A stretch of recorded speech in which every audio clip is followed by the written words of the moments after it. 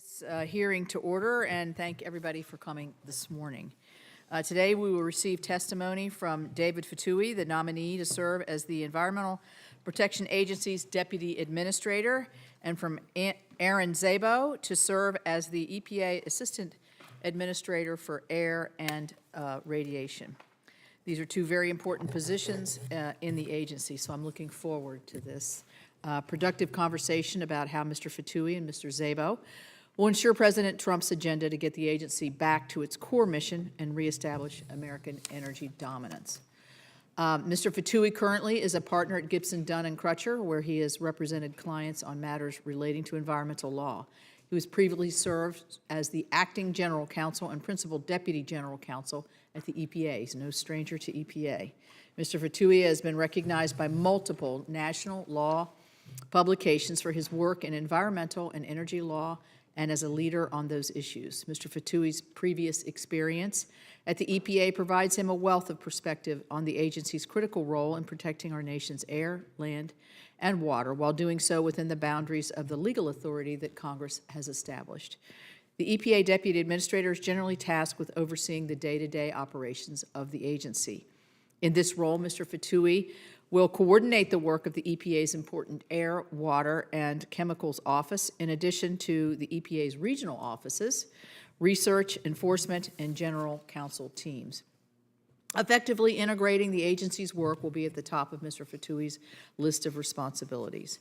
Facilitating economic growth while protecting public health and the environment requires the agency to establish consistent and legally defensible regulations, fairly and clearly enforce those rules, and communicate with the states, communities, and entities impacted by these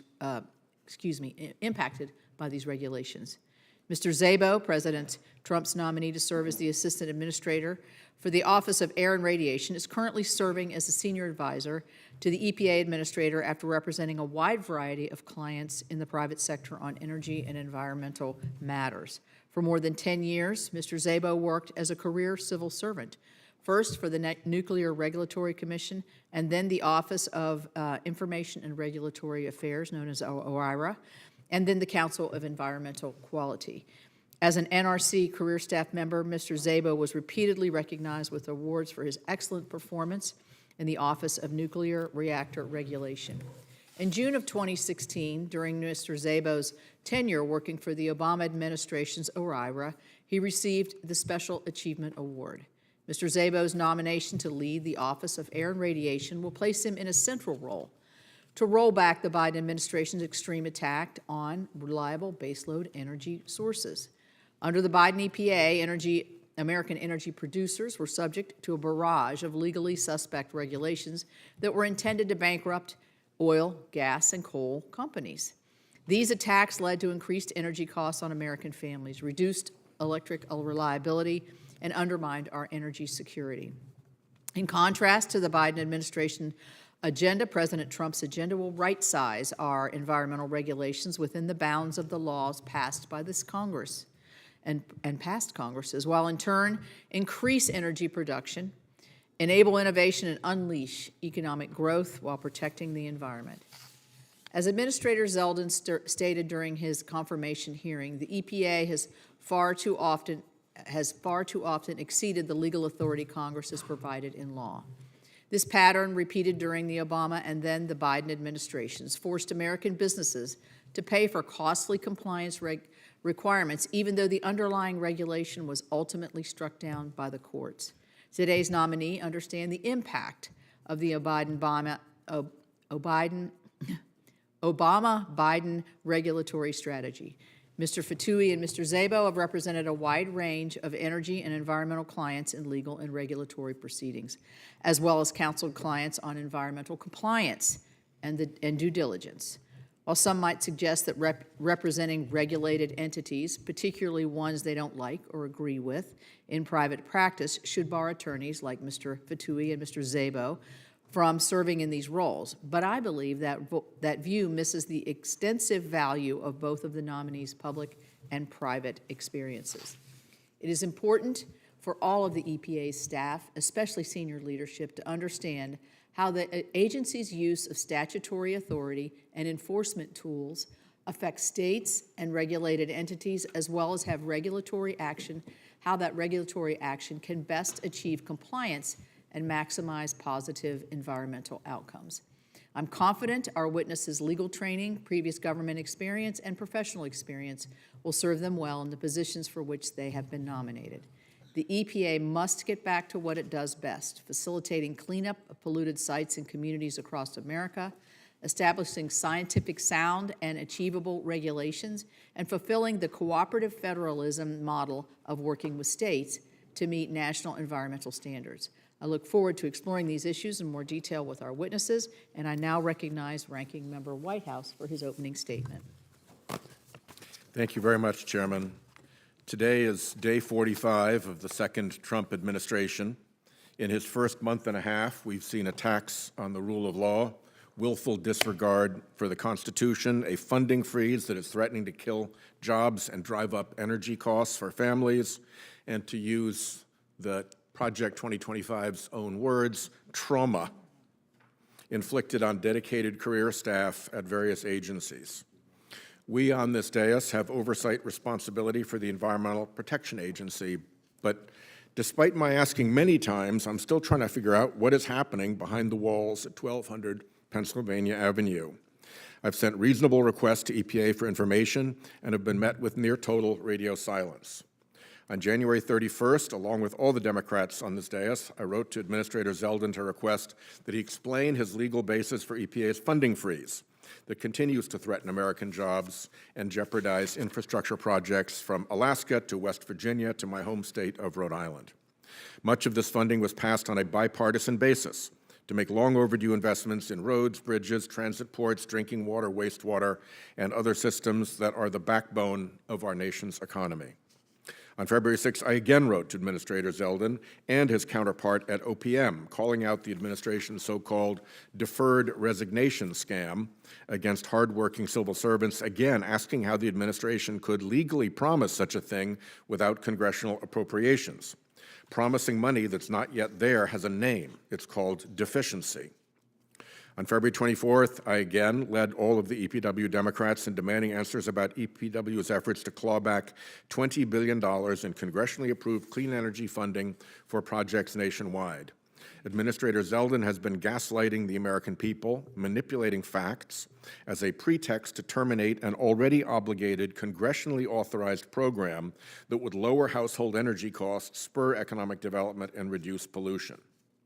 And on February 28th, all of us EPW Democrats again wrote to Administrator Zeldin asking him about reports that he had made a backroom push to the White House to resend the EPA's endangerment finding, a 2009 determination based on very sound science that greenhouse gases are in fact harmful to human health. Now, last night, you would never hear any recognition of what fossil fuel emissions are doing to our atmosphere or to our oceans. Those facts completely eluded the conversation. We never heard any recognition last night that 90% of new power coming onto the grid in America is solar and wind and battery. The Energy Executive Order doesn't even define solar and wind as energy, which would be news to energy recipients in Texas and Wyoming and Iowa. That greenhouse gases harm public health was scientific fact when the endangerment finding was issued in 2009. 16 years later, the evidence has only gotten stronger and the looming economic harms more dangerous. One obvious way climate change is harming Americans across the country is through spiraling insurance premiums and a looming collapse in property insurance markets. Another is through spiking grocery prices. The only people who benefit from repealing the endangerment finding are the planet's biggest and most careless polluters. In reply to these 4 letters, we received just one response which didn't come close to answering the questions. My staff have now twice requested a briefing on the funding freeze. Those requests have been met with radio silence. I suspect that's because Administrator Zeldin knows that he has no legal basis for the funding freezes, the clawbacks, or the manipulation of science. And yet, because I and my fellow Democrats do respect the Constitution and the rule of law, here we are today to consider 2 additional nominees to the EPA. I hope they will be more forthcoming, transparent, and honest in their answers than was Administrator Zeldin at his confirmation hearing. David Fotouhi, nominated to serve as Deputy Administrator, has held 2 jobs since graduating law school. First, as lawyer for a prominent white shoe law firm defending a raft of big polluting interests, including Chevron and Sunoco. Second, in EPA's Office of General Counsel during the first Trump administration, working hard to repeal environmental regulations meant to protect human health and the environment. It remains difficult for me to understand how someone who's made a career defending the very industries that destroy our environment has any business now being entrusted to protect it. Then there's Aaron Szabo, who has been nominated to serve as the Assistant Administrator for the Office of Air and Radiation. He is credited by name as a contributor to the EPA chapter of Project 2025, the extremist, billionaire-funded right-wing blueprint for dismantling the federal government that Trump is now dutifully implementing. Some environmental highlights from Project 2025: weaken the Clean Air Act by reversing the endangerment finding, purge the agency and bring trauma to its employees. In case you aren't keeping score at home, Administrator Zeldin is hard at work on these. Mr. Szabo is an advisor to the America First Policy Institute, the Trump-aligned, billionaire-funded think tank funded by big oil interests, and he worked as a lobbyist where he pushed the interests of major polluters like the American Petroleum Institute's members. Is this really what we want for the EPA? Is this really how we want to protect clean air and clean water? As I said at our hearing to consider Administrator Zeldin, I'll be watching closely today to see if Mr. Fotouhi and Mr. Szabo are able to differentiate themselves in any substantive way from the polluter agenda. Forgive me, in light of their client lists and the chaos and lawlessness that have already occurred 45 days into the second Trump administration, if I seem skeptical. Thank you, Madam Chair. Thank you. I wanted to put your little sign up there. Okay. Thank you. We are very pleased here to have one of our fellow senators to introduce one of the nominees. So thank you, Senator Mullen, for being here, and thank you for joining us. You're recognized. We miss you on this committee. Thank you, Chairman. It's a heavy heart that I no longer sit on the dais with you guys. It's a privilege of mine today, Chairman Capito and Ranking Member White House, to introduce a fellow Oklahoman to the Environmental and Public Works Committee. David Fotouhi, as President Trump's nominee to be the Deputy Administrator for the U.S. Environmental Protection Agency. David was born in Venezuela, immigrated to Oklahoma when he was just 4 years old with his parents, who are here today. Funny story, side note on that one. They dearly love each other, but I guess she doesn't trust him driving, so she flew and he drove from Oklahoma today. I think my wife may be doing that one day. After David graduated from high school in Oklahoma City, he attended Vanderbilt University, graduating with the highest honors and achieving a law degree from Harvard.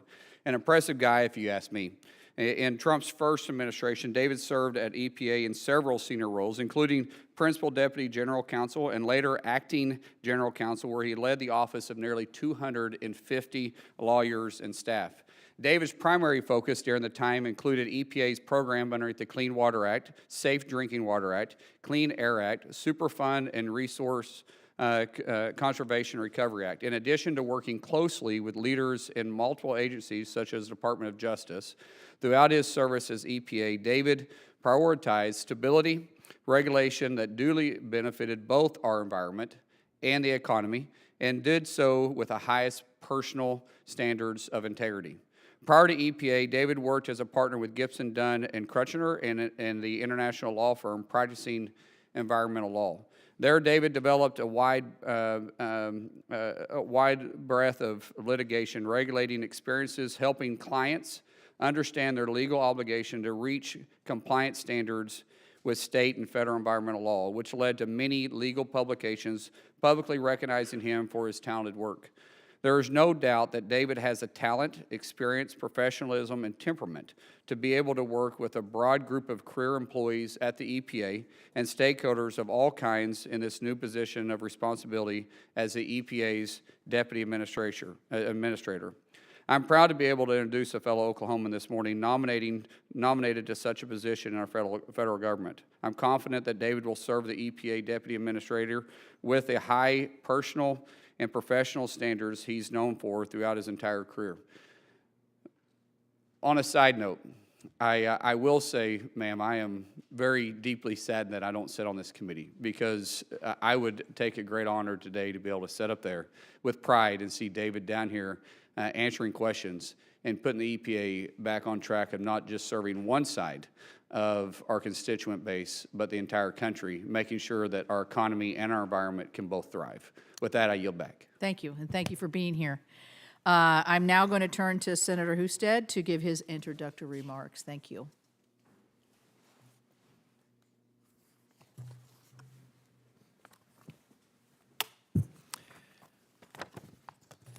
Thank you,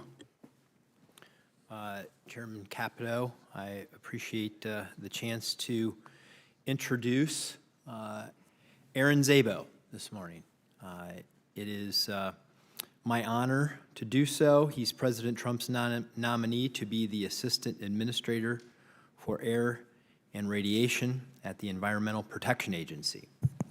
Joining him today is his wife Pamela and his parents John Szabo and Teddy Fine. So welcome. I'm sure you're very proud.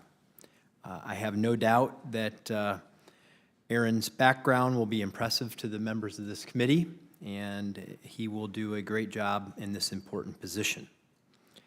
As someone who worked 25 years in state government, I know very well what federal regulations can do to a state's economy. I have seen the EPA delay, provide conflicting advice, provide poor customer service at times, and negatively impact Ohio businesses and the Ohio economy. And we know that time is money. But I also know that we must be important, that it's important that our state and federal regulators are good stewards of our natural resources, and we've seen in an industrial state like Ohio about how to strike that balance, and we know how to do it right. And states are in the best position to be able to do that because they know what's best for their communities, they know what's best for their environment, they know what's best for business and the people of the state that they represent. We know that protecting the environment and growing our economy are not mutually exclusive, and I know that I believe that my colleagues on this committee understand that the people of their state know what's best and can be great collaborators, and in fact, they must. As we consider Aaron Szabo's nomination to serve on the EPA today, I want to note that EPA Administrator Lee Zeldin traveled to East Palestine, Ohio, just days after he was confirmed to lead that agency, along with Vice President Vance and Senator Moreno and I were both there as well. Administrator Zeldin decided to make it his first trip in his new role to meet Ohioans on the 2-year anniversary of the devastating train derailment at East Palestine. I've spent time on the ground with Ohioans there. I was there for many days after that event happened, saw the effects firsthand, and I can tell you that it matters that this administration remembers us, the people in East Palestine, and is working to keep our air clean and our economy thriving as we recover as the people, particularly of that community, as I've witnessed it, recover from those unthinkable hardships.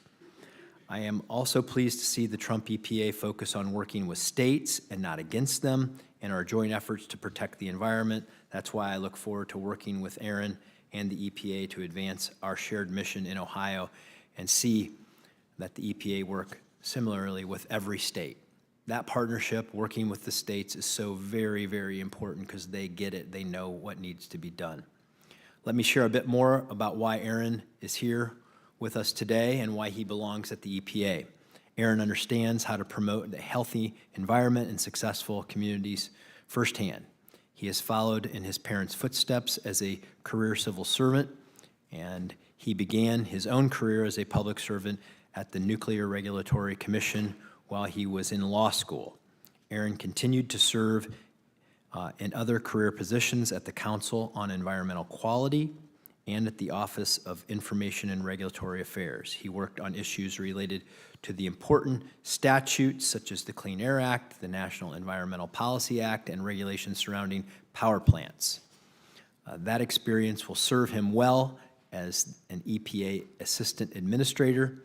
After more than a decade in public service, Aaron helped businesses navigate environmental and energy issues as a regulatory affairs attorney. He is highly qualified to fill this role, and he is motivated by service. Aaron understands how to keep Americans safe and healthy while powering the great American comeback. I believe he will lead the EPA Office of Air and Radiation with expertise and integrity, and believe me, that's what we all want in a person in charge of air quality. He understands these issues well. The Office of Air and Radiation develops policies and oversees the implementation of core environmental statutes like the Clean Air Act. Aaron will leverage his extensive experience to navigate complex issues for the American people. I have confidence in his ability, and I am glad he's here today and willing to take on this responsibility as a continued work in public service. Congratulations to you, Aaron, your wife Pamela, on your nomination, and thank you for the opportunity to introduce you today. Madam Chairwoman, thank you. Ranking Member, thank you for the opportunity to share the reasons why we should support the nomination of Aaron Szabo. Thank you. Thank you very much. So before we, I'll ask the witnesses to move up to the witness table, if you would, but don't sit down, because before we move to opening statements for our nominees, I'll administer the oath to receive their sworn testimony. So if you'd raise your right hand, please stand, raise your right hand, and answer the following question. Do you swear the testimony you're about to give to this committee is the truth, the whole truth, and nothing but the truth, so help you God? Thank you. Let the record show that the witnesses have answered in the affirmative, so we will now proceed to our opening statements, and thank you both, and thank the families for joining them as well. Mr. Fotouhi, you are going to be recognized first for 5 minutes for your opening statement.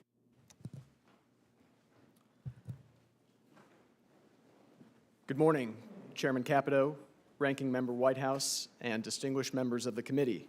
It is my honor to appear before you today as President Trump's nominee for Deputy Administrator of the Environmental Protection Agency. I want to thank President Trump for the confidence he has placed in me and Administrator Zeldin for support of my nomination. If confirmed, I pledge to work every day for the American people to advance the mission of EPA to protect human health and the environment, and to support Administrator Zeldin as he does the same. I want to thank my family, current and former colleagues, and close friends for being here to support me, many of whom have traveled great distances. In particular, I want to thank my parents, who are both here today, for their sacrifices and unabating support. EPA's mission is deeply personal to me. I'm an immigrant to this country. I was born in Venezuela and came to the United States as a child with my parents with the hope of a better future. As a naturalized citizen, I have a unique view of our nation's heritage for conservation and strong environmental protections that are not shared by many other countries.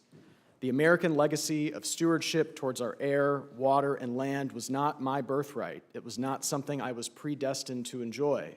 But thankfully, I do get to enjoy it along with every other American. And we need to look no further than to places like Venezuela to see how differently things can go. From my perspective, I see environmental protection and conservation as woven into every fiber of this country. They are at the core of what makes this nation great and prosperous. EPA's human health mission specifically resonates with me in a deeply personal way. Like millions of other Americans, I am a cancer survivor. EPA plays a critical role in protecting the health of all Americans, including by reducing cancer risk through programs addressing air and water quality, along with hazardous waste and chemical substances across the agency and directly in communities facing the greatest challenges. Professionally, I have devoted my life to environmental law and environmental issues.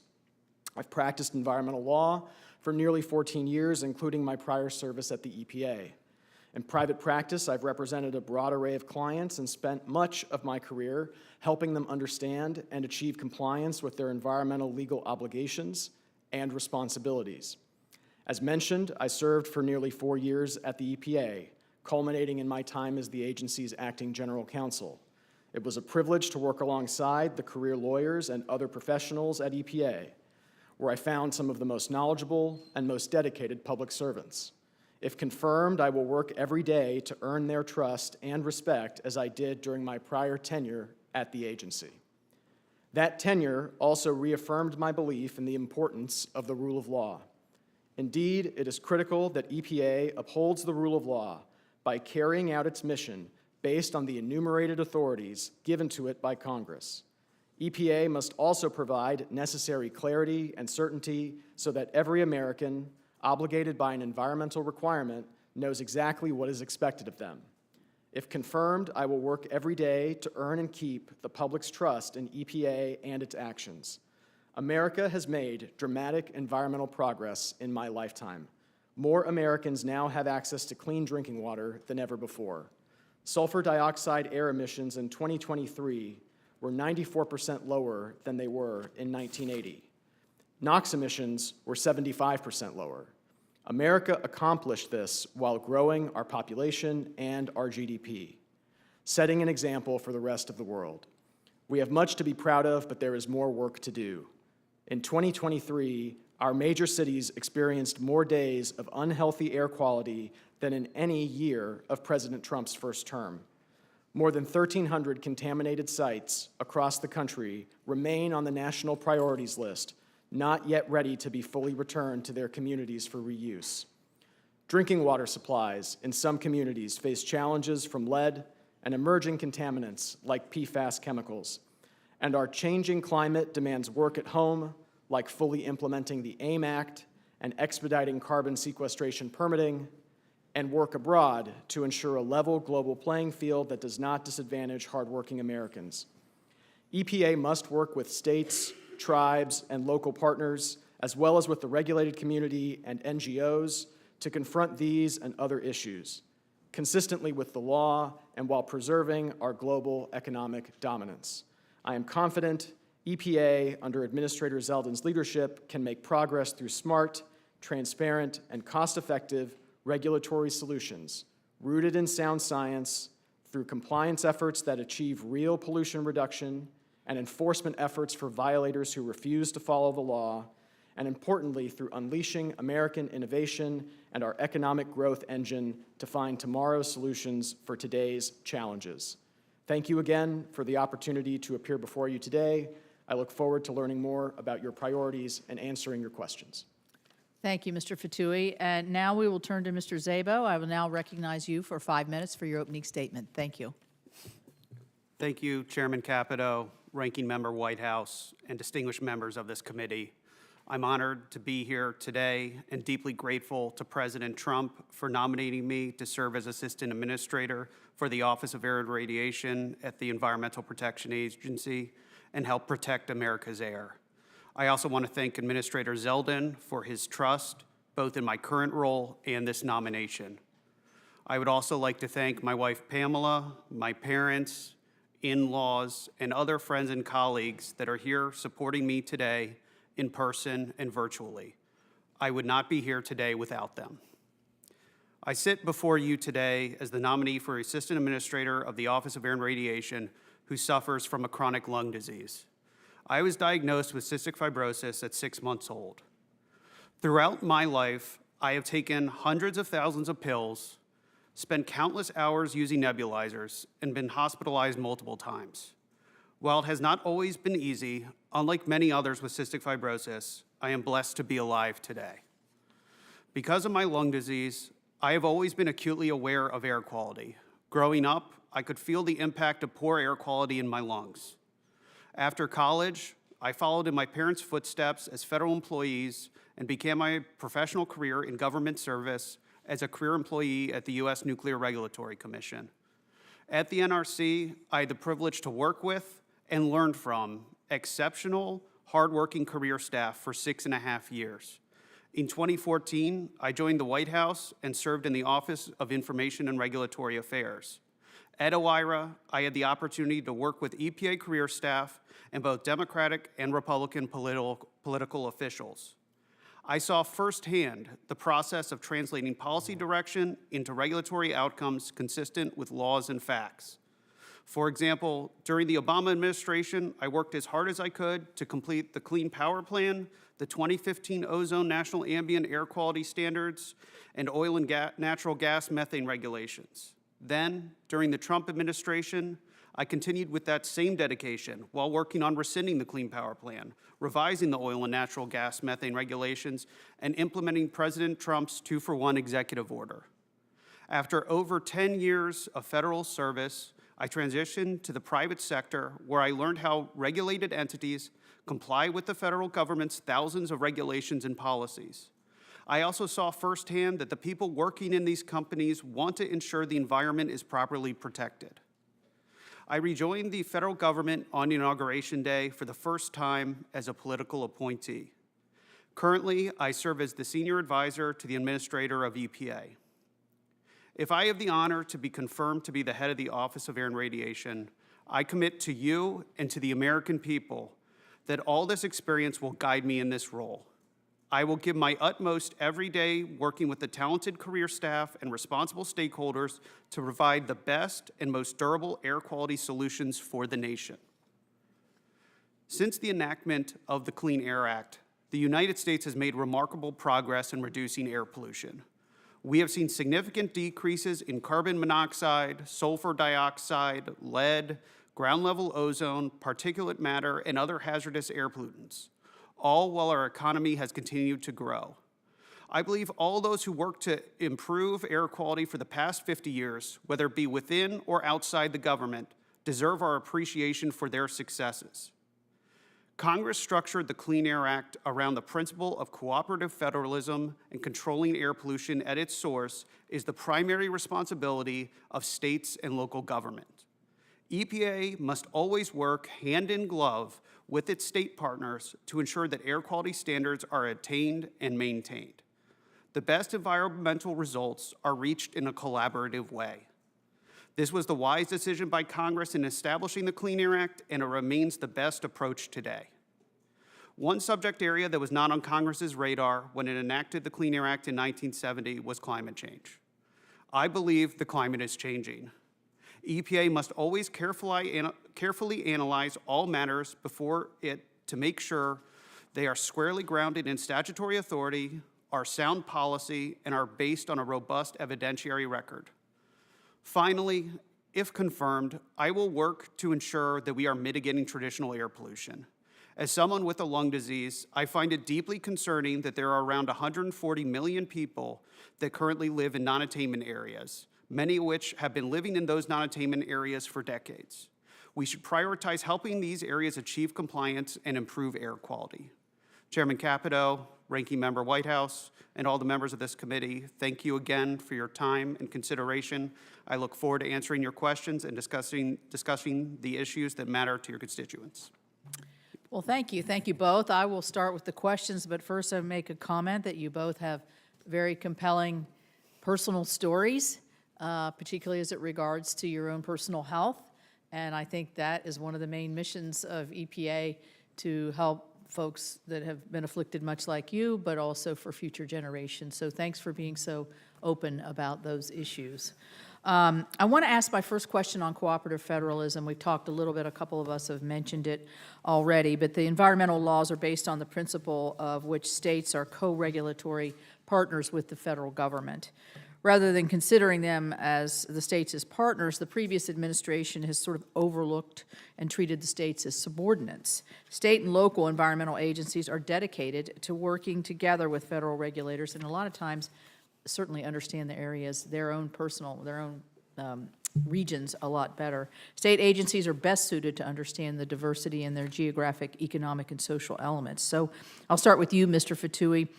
Will you commit to engaging with states under the cooperative federalism framework to establish workable rules and implementation strategies, this is for both of you, to protect public health and the environment? Thank you, Senator. Yes, absolutely. The environmental statutes, as you said, broadly speaking, are drafted in a way that the federal government and states and tribes and others work in partnership to achieve the results that Congress intended when those statutes were promulgated. Doing so in a way that empowers states through cooperative federalism, as you mentioned, providing the technical assistance that states need to understand their resources best, and also to encourage states and tribes to assume the responsibility for federal permitting programs will be a priority of mine if confirmed. Thank you. Good. Mr. Szabo, same question, and can you describe what you see as the primary benefits? And I didn't know if you had experience with this in your prior government service. Thank you, Senator. I would say that for me it is, as I mentioned in my opening statement, as well as my conversations with you and other senators on both sides of the aisle, the importance of cooperative federalism. As David mentioned, it is important that states have the primary role in regulating. They know what's best for their states. It's something I believe, and it's something which the Clean Air Act requires. States know how to regulate their entities the best, and it's important to allow them to do that under the Clean Air Act. Additionally, it's also important not to punish those states for emissions that are not the fault of their own state. I think that we can work better in a cooperative manner with the states and provide those environmental protections faster. Thank you. I think it's important to note in the last administration, under one of the provisions, the states were asked to do a state implementation plan. When doing that, so to the EPA for their oversight, they just scrapped all the state plans and said, no, you're going to do the federal plan. That, to me, does not speak of cooperative federalism. And I think, again, we want to keep our eye on where the core functions, but also what functions the best. I want to talk a little bit about electric energy reliability. We know that the Clean Power Plan, and certainly you have a lot of experience with this, intentionally designed to impose unattainable requirements to cause the early retirement of a lot of our coal and natural gas plants. But during the same time, prices have skyrocketed, and our reliability has been called into question. The North American Electric Reliability Corporation forecasts that well over half of the U.S. will face potential electricity shortages and blackout risks. And this is largely a result of reduced supply baseload power. So, Mr. Szabo, I warned your predecessor, Mr. Goffman, about the potential for his strategy to undermine the reliability of our electric grid several times, and based on his actions, he ignored these warnings. As you oversee and implement the Clean Air Act's statutory obligations to protect public health and environment, will you ensure that the agency takes into account electric reliability and energy affordability on the impacts on American families? Thank you, Senator, for the question. Currently, and then also if confirmed, we are bound by what is stated in the Clean Air Act, and that includes the consideration of costs and impacts on the country. With respect to any action within Section 111 that the Clean Power Plan was, or the Clean Power Plan 2.0, whichever version you want to call it, was established under, we must follow the law, and that includes the consideration of impacts on electricity reliability. Well, I would say, too, the prior administration, at one point I remember seeing a chart of where, this is number 1, 2, 3, 4. They reordered where the priorities should lie in terms of looking at reliability, and I would discourage that. Mr. Fotouhi, do you have a comment on that, on the reliability issue? Yes, thank you, Senator. I think the agency needs to heed the decision of the Supreme Court in the West Virginia case in particular that was very clear that EPA is not a grid-wide energy regulator. It is not an entity that is responsible for determining whether generation shifting should occur between different sources. EPA should always, when implementing the Clean Air Act or any other program, abide by its statutory authority that Congress has delegated to it. Thank you. Before I turn the ranking member, I will have to slip out to, we have a roll call vote over in Commerce, so I'll go do that, and then I'll come back. Thank you. Mr. Szabo, good morning. What effects are carbon dioxide emissions from fossil fuel combustion having in the Earth's atmosphere? Thank you, Senator, for that question. I cannot speak to generally what the specific impacts would be from fossil fuels, but carbon dioxide in combination with other greenhouse gases can result in heat being trapped in the atmosphere. Can result or are actually resulting? My understanding is that there is some heat trapping that occurs from greenhouse gases. Is it not scientifically established that CO2 and methane are both greenhouse gases that trap heat in the atmosphere? That is my understanding. What effect does methane leakage from fossil fuel production and transport have in the atmosphere? Thank you for the question. As I mentioned previously, I cannot call out what the specific impacts would be from methane from fossil fuels, but methane in general is also a greenhouse gas that can trap heat in the atmosphere. Can trap heat in the atmosphere or actually does trap heat in the atmosphere right now? It does. I'm not specific to every single molecule of methane. I know in general methane does trap heat, but I just am not a scientist and don't know what the impact of every single molecule of methane may be in the atmosphere. What effect are carbon dioxide emissions from fossil fuel combustion having in our oceans? As I mentioned previously, with respect to just carbon dioxide in general, it does result in acidification of the ocean, as well as there is heat trapping in the oceans, as you mentioned in your opening statement. How much heat trapping? How would you measure what the oceans are taking up in terms of excess heat from carbon dioxide emissions from fossil fuel combustion?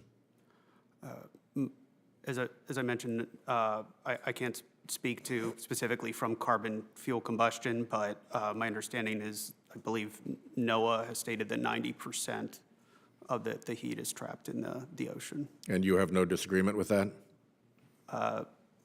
I'm not a scientist, so I defer to the scientists. And do you understand that the excess heat going to the ocean is measured in zettajoules, which is an enormous number with 21 zeros? As I mentioned, Senator, I'm not a scientist, but if that is the number, I'm not aware of the exact number. Have we hit the 1.5 degree climate risk threshold, and why is that important?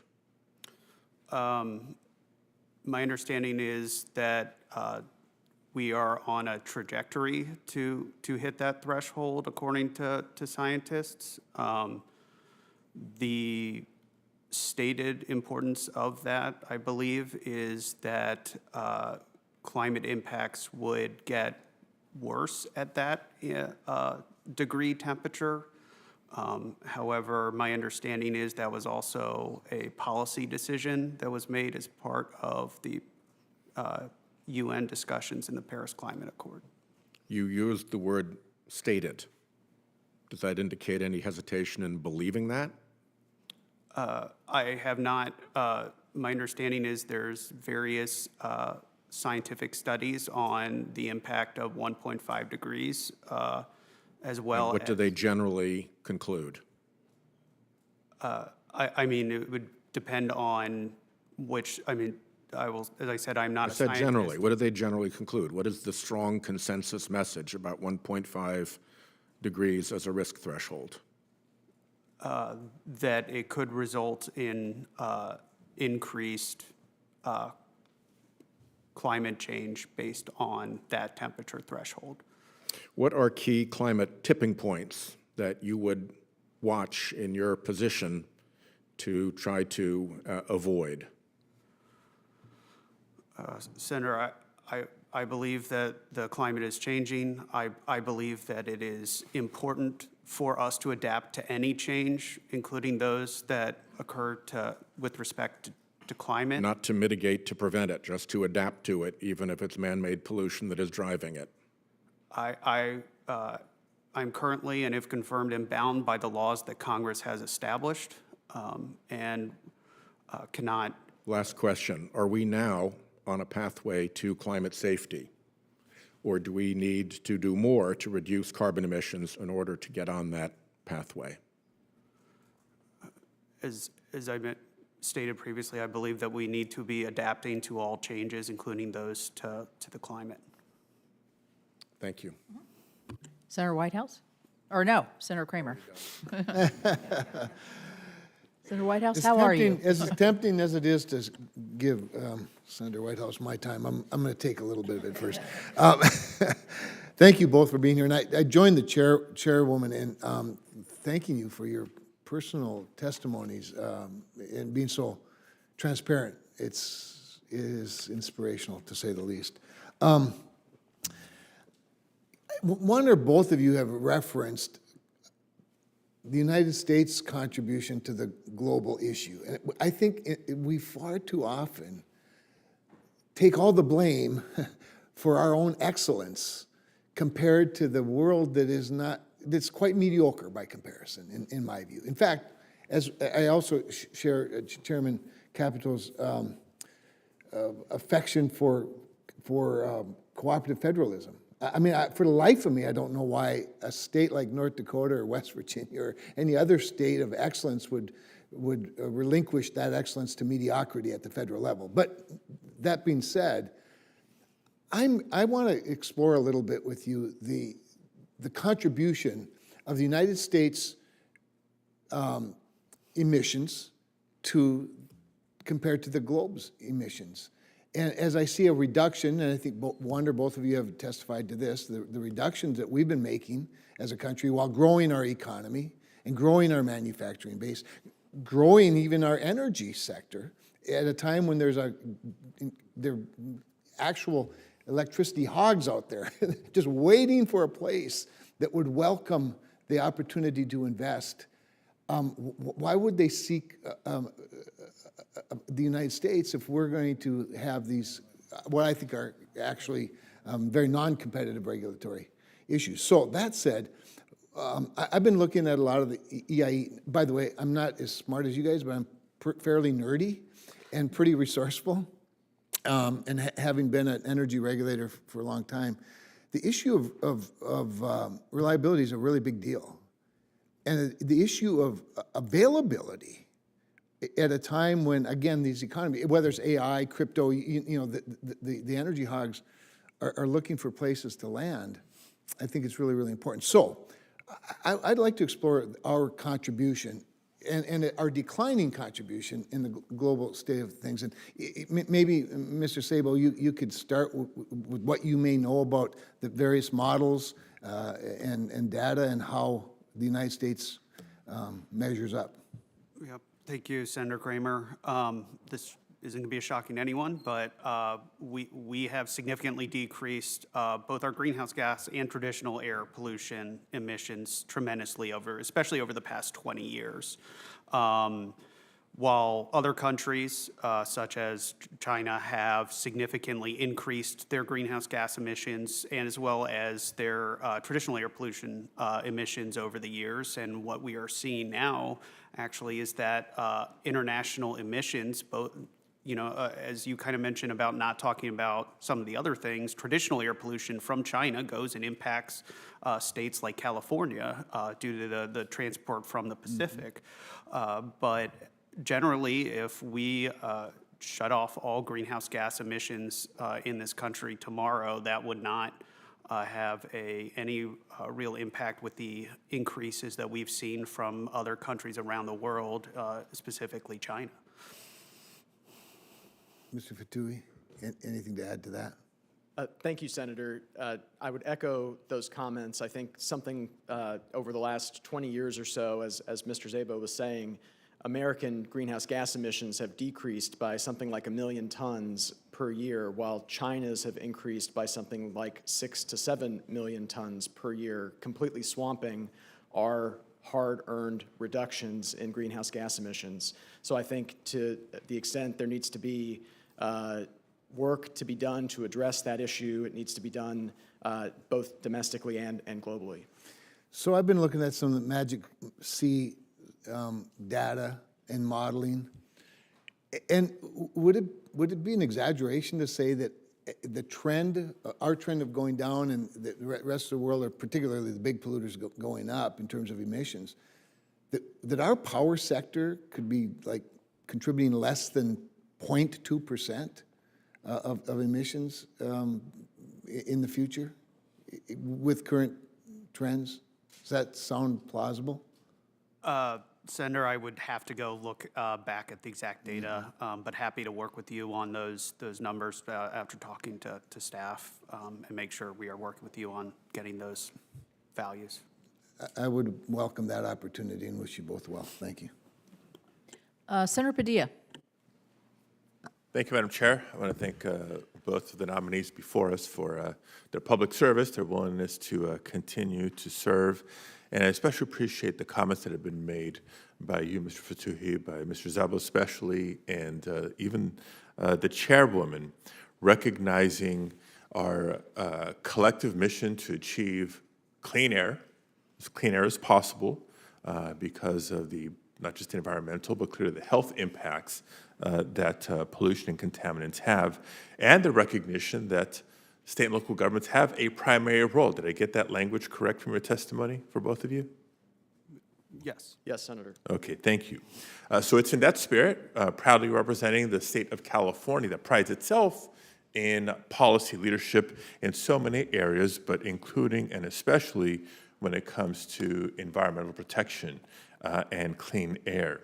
And given the special collaborative relationship over the years between the state of California and the federal government, I would like Mr. Szabo for you to walk me through the statutory basis for EPA's authority to grant California a waiver of federal preemption under the Clean Air Act.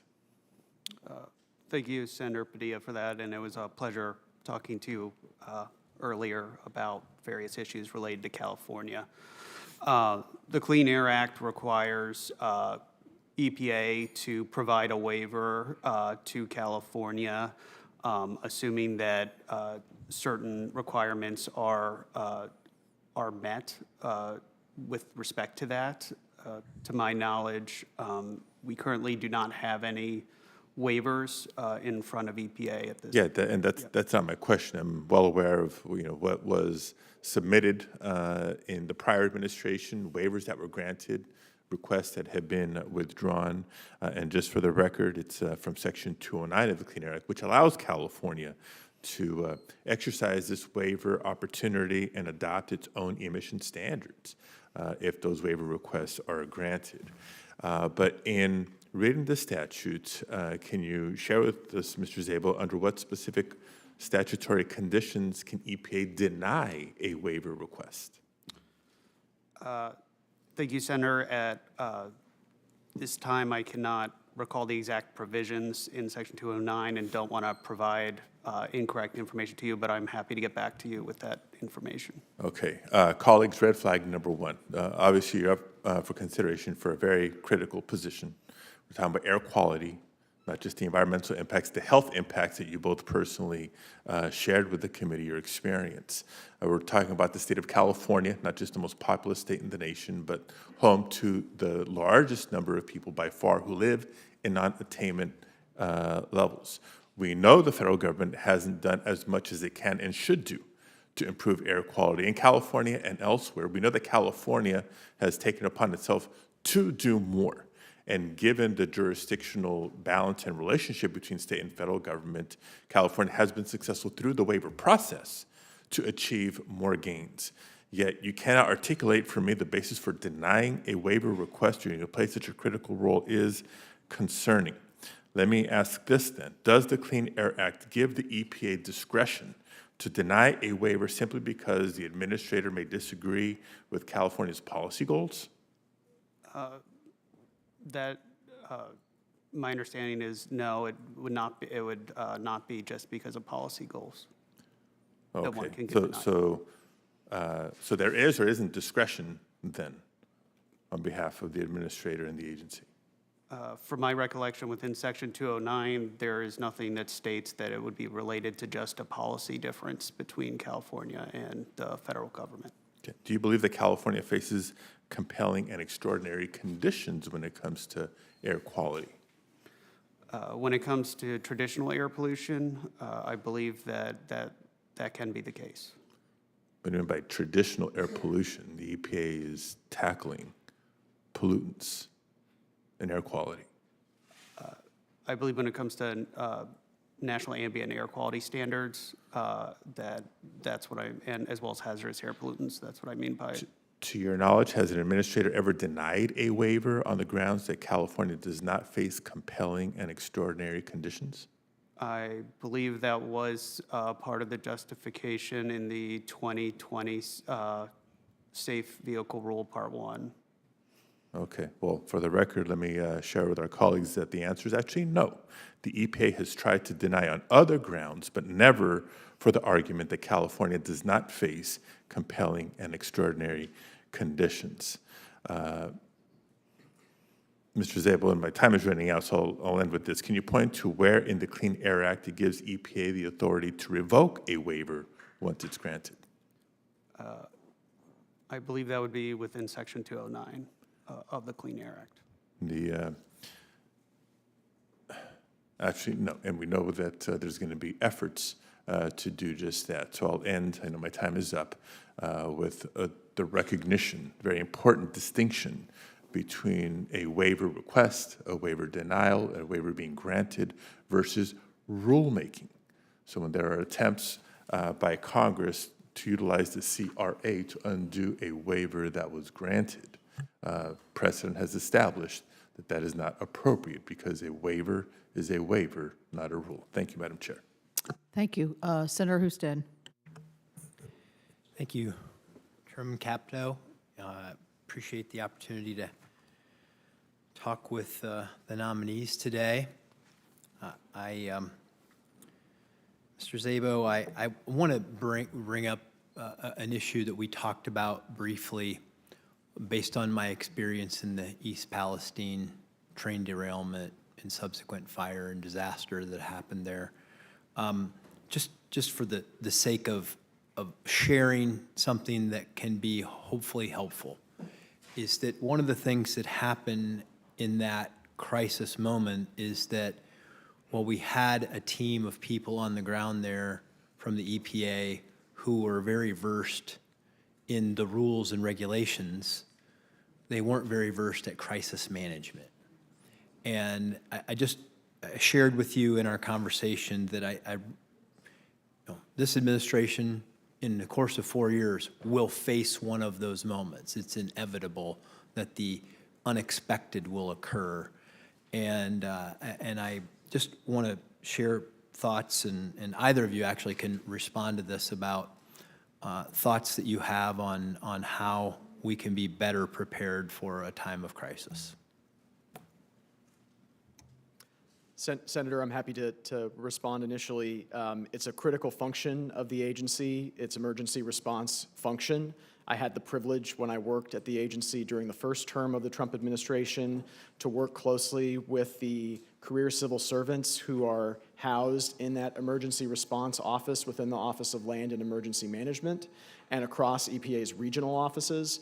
They're often the ones who plan for natural disasters, things like hurricanes, making sure that industrial sites are prepared so that there are not environmental incidents as a result of a natural disaster. And similarly, they play an important role in responding to issues like the East Palestine derailment or the fires in Los Angeles or the floods in western North Carolina.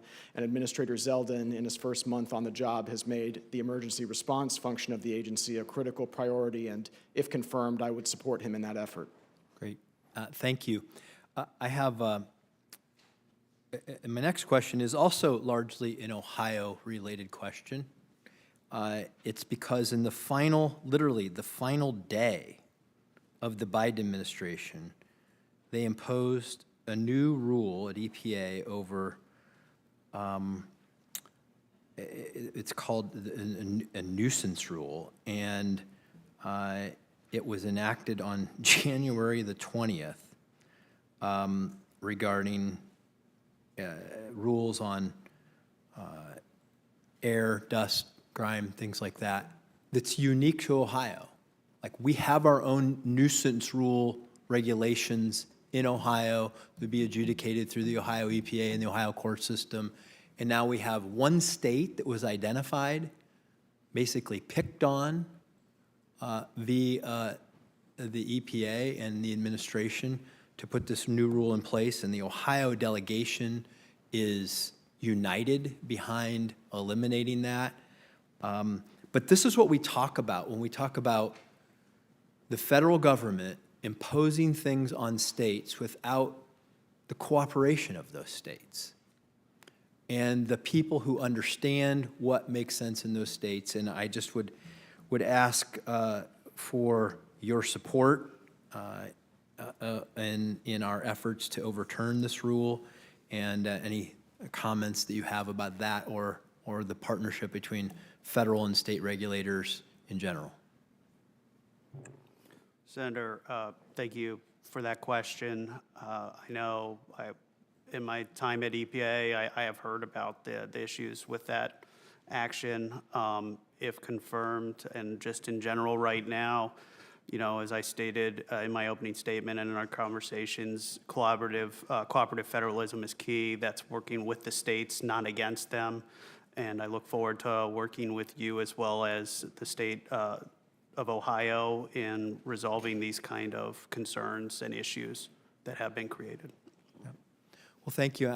We'll close with this thought. The people who run state government, the EPA, the governors, the communities that are affected, they care more about their states and their communities than anybody else. They know what's best. Please be collaborative with the states of this nation and their regulators and their enforcement entities to make sure that they can solve environmental issues and do it in a timely manner, but also in a manner that is not burdensome to the people who are trying to live and operate in those states. Thank you. Thank you. Senator Alsobrooks. Thank you so much, Chair Capito and Ranking Member Whitehouse. To Mr. Fotouhi, Mr. Szabo, good to see you. Congratulations on your nominations. Last week at his cabinet meeting, the president said that Administrator Zeldin thinks he's going to be cutting 65% or so of the budget, percent of the people is what he said from the EPA. And Administrator Zeldin later clarified that he meant 65% of the agency's budget. So I have questions for both of you. Now, I just want to be clear and just get a direct answer. Do you support cutting the EPA's budget by 65%? Senator, thank you for the question and appreciate the time that you took to meet with me earlier in this process. My view on that is that what Administrator Zeldin has referred to publicly on that issue is that the reduction would pertain to a baseline reduction from the amount of expenditure in 2024, which included a significant amount of IRA funding, as opposed to a reduction of the base budget, which of course is congressional, is up for Congress to determine.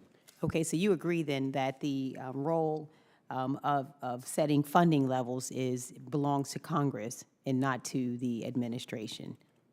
Senator, Congress sets EPA's budget. Okay, and so then if you are confirmed, will you enforce the law, including appropriations law, and ensure that that function continues to remain one that is a congressional function? Senator, thank you for the question. On this issue and all issues, if confirmed, I will always follow the law and always advise Administrator Zeldin in the same manner, and that extends to issues related to appropriations and budget. Thank you. Now, in Maryland, we are doing really great work where climate is concerned, and we are also working to reduce greenhouse gas emissions and air pollutants. But right now, there are many actions related to Maryland's state implementation plan for the Clean Air Act that are pending approval at the EPA. And this plan is very critical to Maryland. It ensures that my constituents have healthy air to breathe, and that it also provides certainty to businesses who are investing in Maryland. Now, I understand that there are similar backlogs in other states, and it's because the office that you've been nominated to lead is understaffed and not overstaffed. And so the question is, in light of this concern around slashing budgets, how would you achieve the efficiencies that will be necessary to continue to ensure we have clean air to breathe and that we meet our other goalposts if we are cutting budgets and slashing workforce? Senator, thank you for the question. It is a priority of mine, if confirmed, to ensure that across the agency that we are reducing backlogs for things like state implementation plans under the Clean Air Act, for water quality standards from states under the Clean Water Act, other submittals like permit applications and the like, working to ensure with Administrator Zeldin that appropriate staffing is put in the right places and that we have the expertise needed to process those applications and state implementation plans in a timely manner would be an area of emphasis for me, and I look forward to working with you and your staff on the Maryland issues that you raised specifically. Okay, thank you. And just one final question, and this question I would be asking of Mr. Szabo. The cost of homeowners insurance is on the rise. And since 2018, homeowners insurance non-renewals have increased by 30% in Maryland. This means that major homeowners insurance providers are dropping hundreds of thousands of policyholders in response to frequent extreme weather events caused by climate change. So I want to know whether or not you acknowledge that the root cause of climate change, including reducing greenhouse emissions, has a very serious connection to what we're seeing in terms of unaffordable insurance premiums, and ask what you intend to do about that. Thank you, Senator, for that question. In my current role, and if confirmed, while I believe that it's important that we as Americans and we as humans continue to adapt to all changes, including those with respect to climate, I would not have any regulatory authority over the insurance markets themselves and how those insurance companies may or may not react due to changes in the climate, but am fully supportive of Americans and people adapting to any changes in the climate that may be occurring. But the last part, and I know my time is out, but you agree that the effects of climate change are driving economic hardship for families? I believe that there are impacts to climate change. Thank you. Senator Curtis. Thank you, Chairman. Great to be with you. Both of you, thank you for coming by my office. Some of what I want to talk about in my short 5 minutes we discussed, but I think it's important to have this discussion so that everybody, particularly back in Utah, can hear our discussion and your thoughts on it. As we discussed, and I've tried to make the point in this venue a lot of times, Utah's unique geography and natural phenomena require a nuanced approach.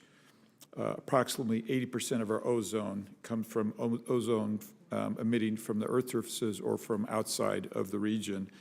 And as Utahns, that means we only control 20% of the ozone in the area. Utah's air quality has improved significantly, and that's because our public elected officials, our education, our business leaders, all have made commitments, and we've had great investments in new technology to improve our air. And I might say I'm very grateful for the new administration's early jump into this and some of the relief that we've received already. So please pass on my appreciation for that. Utah's Uinta Basin faces similar challenges. Oil and gas production in the region where we provide affordable, reliable, and clean energy are burdened by EPA standards and don't account for this unique geography that we have in Utah. Fortunately, all of our stakeholders, as I mentioned, are all committed. The tribes are committed, the education community, the political leaders and business communities are all committed to this. But despite this, in the final stretch of the Biden administration, the EPA abundantly reversed course. Instead of granting the extension as previously proposed, the agency issued a final ruling redesign northern Wasatch Front and Uinta Basin as non-attainment with significant impact economically and otherwise for our area. So once again, thanks for your help there. I'd like to just ask both of you so folks back home can hear, if confirmed, can we count on this, this flexibility and working with regional administrators to follow their lead in dealing with these tough issues, and hopefully we can have that commitment from both of you. Mr. Szabo, if you want to jump in. Sure. Senator, it was great talking to you yesterday about these issues as well. And in my current role, as well as if I am confirmed, I will commit that we will work with the state of Utah as well as all the states on their each state's unique issues, but specifically Utah's as well. Thank you. Thank you, Senator, and also appreciated the time meeting with you. And you have my commitment to work together to resolve these issues and to do so in a way that protects our air and also protects the economic development and growth that your community is looking for. Thank you, and I'm glad, that you mentioned that. Everybody does want to protect the air. Everybody wants clean air. We just have some unique geographic features. Also part of the Uinta Basin, we have a number of small suppliers, and they really struggle to meet the methane regulations, not out of will, but just simply out of resources. And we find that the EPA sometimes has been overly restrictive in how they fix the problem, rather than kind of defining what they want fixed and letting people get there through using different types of technologies. And once again, would like to ask for your working with regional administrators to get to the end goal and not be so prescriptive on how we get there. Absolutely, Senator. Yes, you have my commitment on that, Senator. Thank you. Good, thank you. And Mr. Fotouhi, we talked in the office about this chemical approval problem.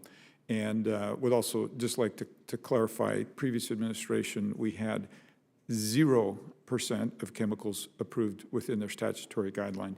Many of these chemicals would replace currently problematic chemicals that are bad for our environment. So by not approving them, we're actually really harming our environment. And would like to just have you share with my folks back home your commitment to work on getting these chemicals approved in a timely manner. Yes, thank you, Senator Curtis. It's a critical function that the agency performs to review new chemicals, and it needs to do so in abidance with its statutory timelines and in consideration of the science as well. And as you said, those chemicals often replace older chemistries, and the newer chemicals are often more environmentally friendly. So you have my commitment to take that as an area of emphasis so that EPA gets back on track and is meeting its statutory obligations in its new chemicals program. Thank you. And with all my love and affection for you and your new boss, we'll have a honeymoon period, and then I'll use this pulpit to be really tough on you, as I were your predecessors, if we're not getting those approved. And thank you. I yield my time. Senator Schiff. Thank you, Madam Chair. Mr. Szabo, is climate change real? Thank you, Senator. Yes, the climate is changing. Mr. Fotouhi, the same question, climate change real? Yes, Senator. Mr. Szabo, would you agree that human activities contribute to climate change? Senator, I believe there are many things that can create the climate to change themselves. And that would include human activities, would it not? In the aggregate, there's a potential impact from human activities on the climate.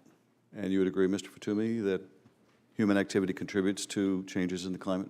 Yes, Senator. And some of those human activities include burning coal, oil, and gas, Mr. Szabo? I believe there are many activities that can release greenhouse gases into the atmosphere in general. Well, I'm asking you in particular, burning coal, burning oil, burning gas contributes to climate change, does it not? Those activities do release greenhouse gases into the atmosphere. Mr. Fotouhi, you would agree that burning coal, oil, and gas contributes to climate change? Senator, emission of greenhouse gases into the atmosphere has plays a role and does contribute to the changing climate. And in particular, burning coal, oil, and gas contributes to climate change? Senator, those activities, depending on how they're undertaken, can result in the emission of greenhouse gases, yes, including methane. And in trying to address climate change, would you agree that trying to reduce our reliance on coal, oil, and gas as they are contributors to climate change makes sense, Mr. Szabo? I believe that it's important that we adapt to any changes, including those with respect to the climate, and I believe that the American people can adapt to those changes. That's a bit of a murky answer. If coal, oil, and gas are contributing to climate change, would you agree that one strategy to address climate change would be to reduce our reliance on coal, oil, and gas? I believe, once again, that we can adapt to the potential impacts to climate change without causing potential issues to our reliance on our natural resources within this country. I'm not sure I understand that answer. If coal, oil, and gas are contributing to climate change, would it make sense as part of our strategy to address climate change to reduce our reliance on coal, oil, and gas? Yes or no? Senator, I think it's important to take with respect to the potential impacts from those sources of emissions with respect to the global nature of any, with climate change, and consider that with respect to any policy positions moving forward. I'm still having trouble understanding your answer. Should we reduce the consumption, the burning of coal, oil, and gas as part of a strategy to mitigate climate change? Yes or no? Senator, I believe that it's important that we follow the law with respect to any actions we take. If Congress wishes for us to take a different action on climate change, I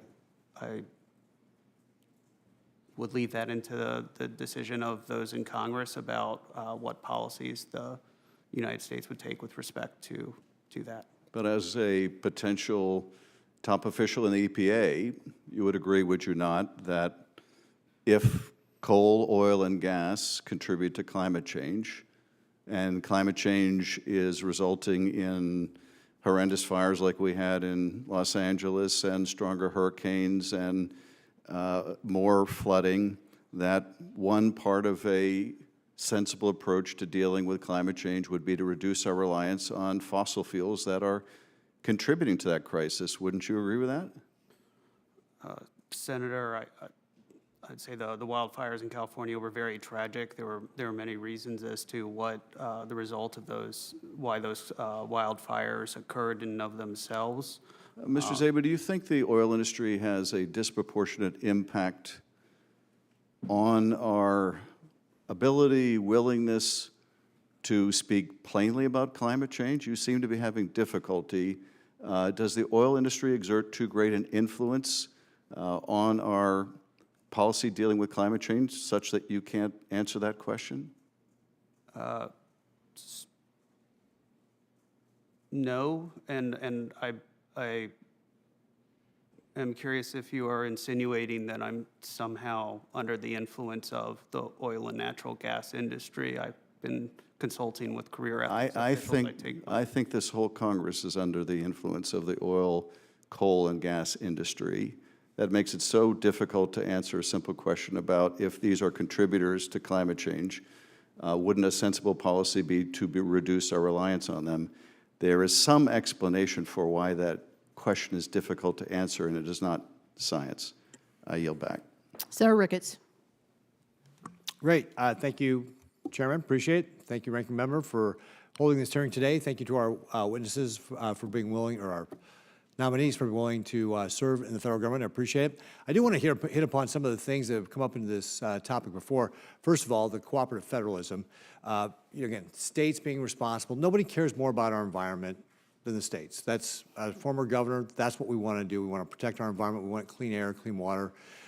So we do want to work cooperatively with the EPA to be able to have it. And when the EPA just throws out state implementation plans, it really is a disregard for the law and our system of federalism. So I think that's one aspect that I want to hit upon. Also want to hit upon this idea of consensus, because there was a consensus early on in the pandemic, and I was just introducing Dr. Jay Bhattacharya at the Help Committee about we should lock down schools. Well, it turns out that consensus was wrong, right? Science is about arguing. It's about research. It's about not everything, like you may have an idea, you have a theory, and you test it, and you have research, and there's going to be research not always going to agree. So consensus is meant to be challenged, right? That's what the point of science is. So we want to make sure that we're thinking about those things. And, for example, when you're talking with the senator from California was just talking about oil and gas, well, why don't we sequester carbon dioxide? If you're worried about that, we can burn coal and sequester the carbon. The technologies could be out there. We don't have to reduce it. We can just sequester the carbon dioxide, if that's the problem you're concerned about. So there are other solutions out there. I don't think we have to run to a one-size-big government solution about how to fix this, and that's been the problem with the last administration. They tried to mandate certain solutions, like EVs, that don't work in places like Nebraska. Let's let American innovation solve these problems. And one of the innovations that we can solve happens to be biofuels. And I know the chairman knows I love being on this committee to talk about biofuels. See, do you like how I pulled that all together? So the good news is biofuels save consumers money at the pump. Can save consumers money at the pump. They clean up our environment, all the things that the Senator from California wants to do, and it's good for our farmers and ranchers. And so what I want to do is just work on making sure we can do that. E15 is one of the things we can do to do that. The EPA has been issuing waivers to be able to do that, but this is a very simple question for the both of you. The waiver is an annual emergency thing. To make it permanent, Mr. Fotouhi, don't we actually need to pass a bill on E15? Legislation has to be passed by Congress to be able to make E15 all year round permanent. Is that right? Senator, thank you for the question. That is my view. When I served in the first term of the Trump administration at EPA, we attempted a regulatory proceeding to allow for the expanded use of E15, and ultimately a court determined that the agency lacked the adequate statutory authority for that action. And so my view is that if that is the congressional intent, then congressional action is required for EPA to be able to take that on without going through the RVP waiver or emergency waiver process. Mr. Szabo, same question. Just echo what David said, and yes, we would need a legislative solution. Great, perfect. Second, additionally, timely renewable volume obligations are mandated by the Renewable Fuel Standard, that's a law, to be a biofuels priority for the EPA here. RVOs are powerful signals to producers in the fuel markets. They need to be published reliably in thoughtful increments and should be reflective of market realities. I understand you cannot prejudge the outcome of an agency rulemaking, but I want to get you on the record here. Will you commit, again, because the RVOs that were supposed to be published in November of 24 are not supposed to be done now till December 25, a year late. Mr. Fotouhi and Mr. Szabo, do you each commit to implementing statutory directives in the Renewable Fuel Standard to publish a timely rulemaking for the renewable volume obligations? Senator, thank you for the question. It's important that we hit our statutory timing obligations for setting RVOs. My recollection is that in the Biden administration, when the EPA set the RVO for 2023, half the year had already passed, and that's not the type of clarity and certainty to all market participants that are needed from this program. And so my view is that the statutory timelines are very important. Senator, I agree with what David said and commit to make sure that we get RVOs out in time to provide that certainty for industry. Great. Following the law is exactly the right answer for both of you. Thank you very much. I look forward to your speedy confirmations with that. Chairman, I turn it back over to you. Thank you. Thank you. We may have some others coming. We did commit to have a second round. I have one question, and then I'll go to the ranking member, and then Senator Padilla. Do you have a question for second round? Yeah. Mr. Fotouhi, you've served as an attorney who has advised and litigated on behalf of both private clients and the EPA for almost 15 years. How would that experience guide your approach to ensuring the EPA rules are consistent with statute and durable for the long term? And I think this is part of the problem. I've been on this panel for 10 years. The swings in administrations and regulations and viewpoints and other, even it reflected really on the questioning coming from the panelists, from the senators as well, I think is a difficult part of the system, because I don't know how people adjust from a business standpoint, environmental, or municipality, whoever or even a state. So how does your past experience would be consistent with not just the statute, but more durable, so we don't have these swings that we've seen recently? Thank you for the question, Senator. Rule of law is my touchstone. It's extremely important to me as a professional, as an environmental lawyer, as it was the case when I served at EPA. In my role there, advising the administrator on options and legal issues. The critical touchstone has to be, in every occasion, ensuring that we are following the congressional authorization and statutory language that's been drafted by Congress. The Supreme Court has been very clear on this point repeatedly. In the Biden administration alone, the Biden EPA lost every Supreme Court case that it had in front of the court over the last 4 years. We need to restore trust in EPA's actions, and part of that is to ensure that those actions are done consistently with the law, and that we are not overreading our statutory authority and exceeding the boundaries that this Congress has placed on the agency. And with regard to your point about switching and lack of predictability and certainty, I think the Waters of the U.S. rule is a prime example of that, where the court has now spoken in the Sackett decision in a very prescriptive manner about what is and is not jurisdictional for regulatory purposes under the Clean Water Act, and it's incumbent now on the agency to clarify that for the American public so that they can understand when they need a permit from the Corps of Engineers or from EPA or their state, and when they don't, without hiring a legion of consultants and attorneys to tell them what the law means. Thank you. Senator Whitehouse. Thanks very much. Mr. Szabo, let's go back to your work for Project 2025. You were a contributor to that document and were thanked by the author of the chapter on EPA, correct? Yes, that is correct, Senator. How did you contribute? What precise advice did you give to the document's authors? Thank you, Senator, for that question. I provided just general advice and thoughts with respect to policies that within the Clean Air Act section specifically. Do you have or did they have any record of the advice that you gave? I am not aware of any records they may have. I was a volunteer, and I do not have any records myself. You have no notes, you have no memos, nothing was in writing and all of this? I have no records, Senator. Is that because you had records and you've gotten rid of them, or were there never any records? Senator, I have no records. That doesn't answer the question. Is the reason you have no records because you got rid of your records of your engagement with Project 2025?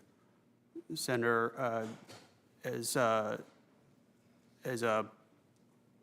private organization, I'm not sure what their record-keeping policies were or are, but I do not have any records. Did you submit anything in writing to them at any point? Did you ever have records? You, not them, you. Senator, I provided advice to Project 2025. How? By email, by phone, personal conversations, memos? Senator, I provided them advice in a number of ways. Including ways that were in writing? Senator, that's likely. Likely? Isn't that something you'd actually know since it was your advice and you would have written it down? How is that likely? Isn't that yes or no? Senator, I'd have to go back and, as I said, I have no records. I would have to go think more about whether there were. Well, I will ask you to think more and also to make this records preservation request, and we'll follow up as appropriate. The EPA chapter of Project 2025 has dedicated 5 pages to the Office of Air and Radiation, which you intend to lead. Do you stand by the policy recommendations in that subsection related to NACs, climate change, HFCs, mobile and stationary source permitting, Clean Air Act sections 111 and 112, radiation, and EPA personnel? Senator, thank you for the question. My understanding is these are aspirational ideas that were put out by a nonprofit, which are very similar to what other nonprofits have done, including the Center for American Progress for decades for potential candidates. I was not involved in any sort of final review or determination as to what went into that chapter or any of the other chapters within Project 2025. Were you compensated for that work? No. what is your intention? Let me just go back a step. What we have seen is everybody from President Trump down say, we had nothing to do with Project 2025, and that's not our blueprint. And then as we watch things roll out in real life, we see that it is the Project 2025 blueprint over and over and over again. And so my question to you, is it your intent going into this job to implement the recommendations of Project 2025 in the office that you intend to lead? Senator, if confirmed, I believe in an open door policy with respect to ideas from all potential stakeholders, whether they be conservative or Democratic. I am open to any group's ideas. I believe that's the best way to be a regulator, is to have an open collaborative framework with anyone who would like to engage with the federal government. Yeah, nice in theory, except that your career working for America First, which is a fossil fuel funded organization, doing the work for American Petroleum Institute members, who are by definition fossil fuel corporations, facilitating Project 2025, which was run by Heritage, a fossil fuel funded front group. Everything in your past shows you absolutely aligned with the industry that is the heart of climate pollution. And it makes me wonder how it is possible for you to take an honest look at climate change and the risks that it presents to us from that background. My time has expired. Can I answer that? You can respond. Thank you, Senator. I would also mention I spent over 10.5 years as a federal career civil servant, including over two of those in the Obama White House, implementing many of those policies. And I believe that based on my extensive career civil service, that would be that. Time will tell, won't it? Senator Kelly.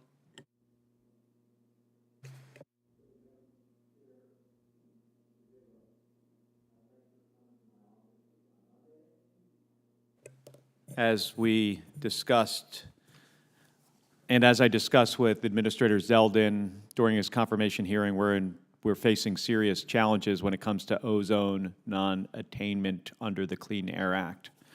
All of the data shows that the overwhelming source of our ozone pollution does not come from sources within Maricopa County.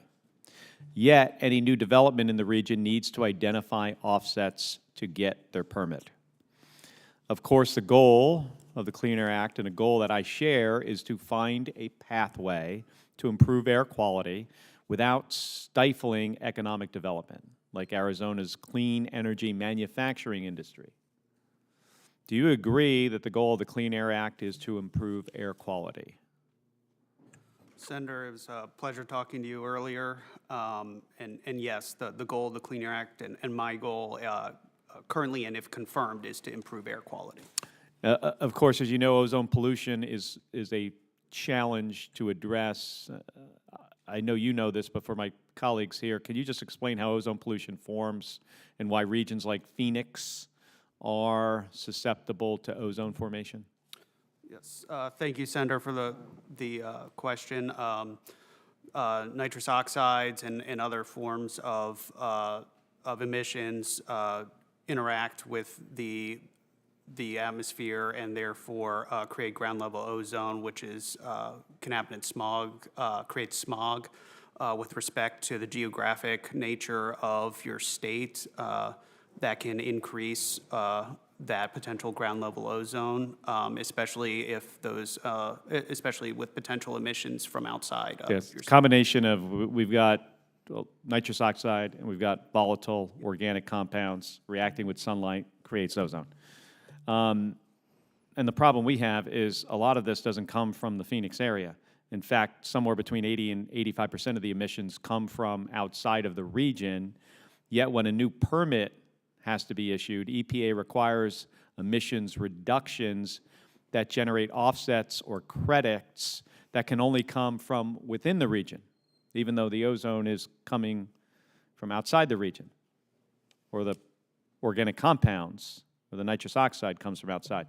So first, if confirmed, will you commit to making yourself and your staff available to work with my staff other members of the congressional delegation, and our Arizona stakeholders to help us work through non-attainment-related challenges?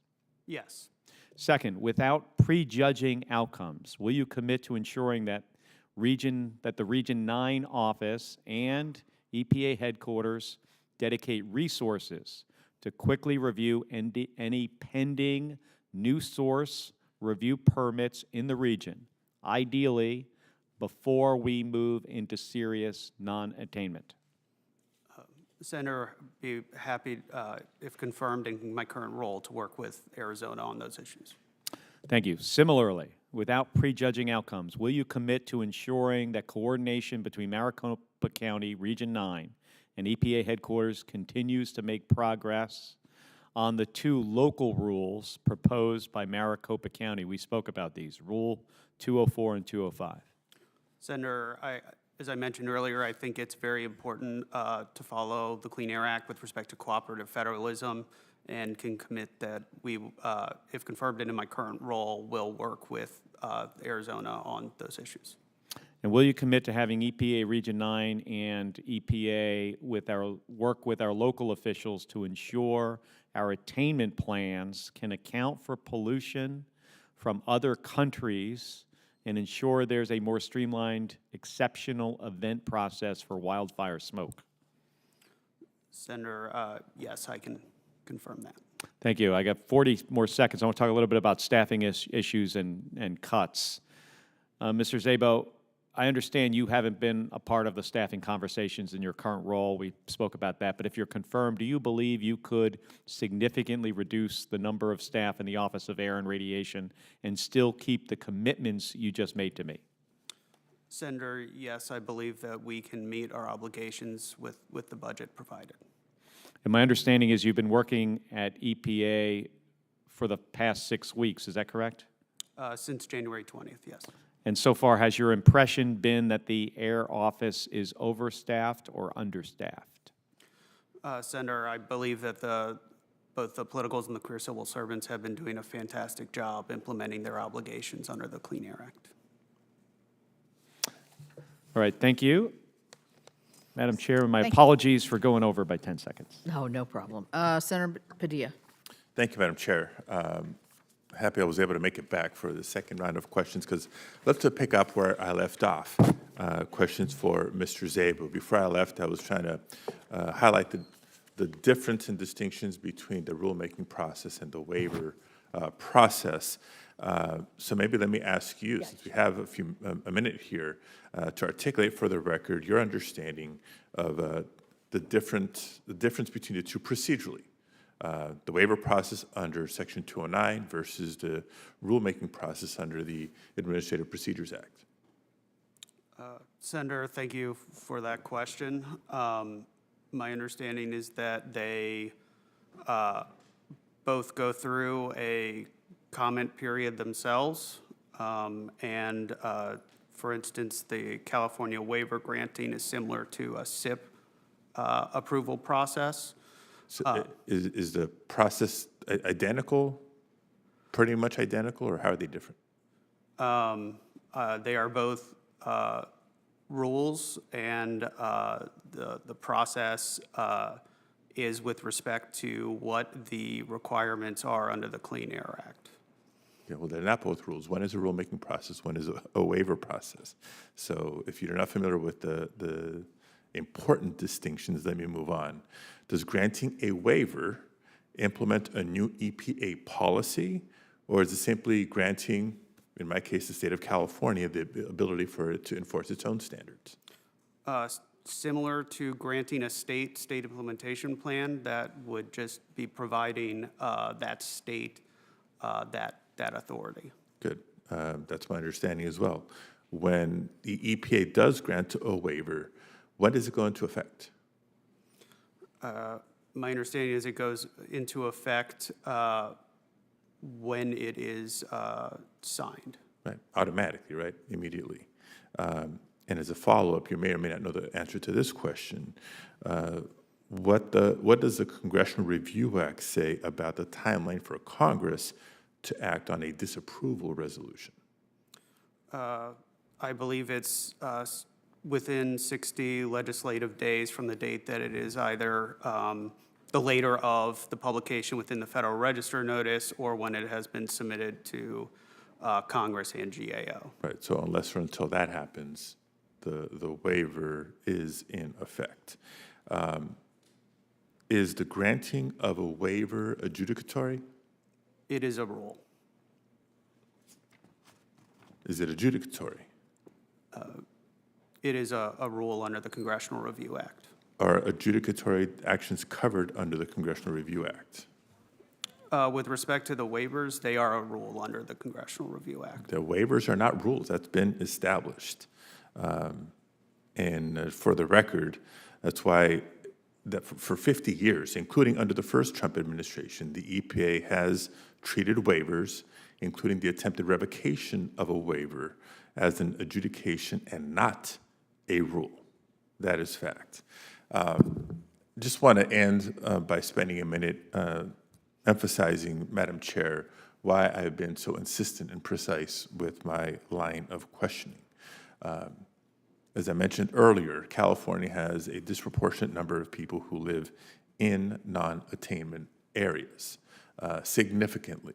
And on the one hand, I'm encouraged by what I heard from the nominees and from you, Madam Chair, several members of this committee, of the state and local governments having the primary role in improving air quality for multiple reasons, from an environmental protection standpoint and from a health standpoint. That's why when EPA can and should help collaborate, it should.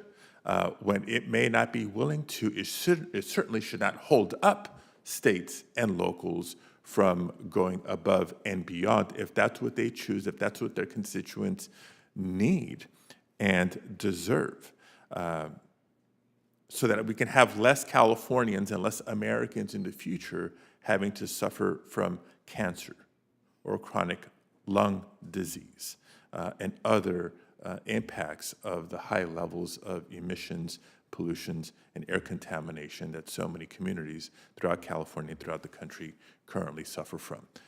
Thank you, Madam Chair. Thank you both very much. As we conclude here, I would like to ask unanimous consent to enter into the record letter of support for both nominees.